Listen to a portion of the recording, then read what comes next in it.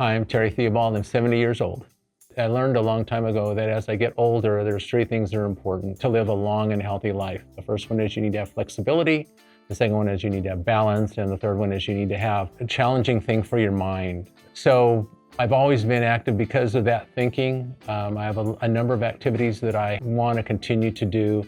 This includes martial arts, both jiu-jitsu and Filipino martial arts. The combination of those keeps different parts of my body functioning the way I want them to function. The problems that brought me to SCOE were when I was 16, I rolled my ankle several times. And I don't mean a slight roll, I mean 90 degrees, black and blue, couldn't walk on it. But back then, we didn't go to the doctor. My dad said, just get out there and live through it. And my ankle was pretty messed up. But I was young, I was resilient, and I was able to continue on in my life. And then about 3 years ago, my ankle decided to mutiny, and I started having pain in it. And as a result of that, I started seeking out help from a doctor.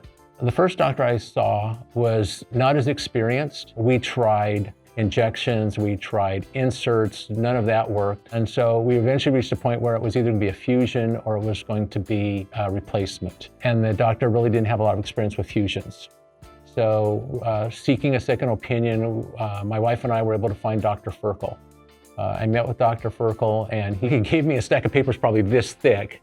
And it covered really what the surgery was all about, what the expectation should be going in, what the recovery should look like, what the expectations should be coming out. What surprised me was what happened after the surgery. It was like my life had been given back to me. For 3 years, I had been dealing with pain, and I felt like I was limited on pretty much everything I was doing. And now I have no pain at all, zero.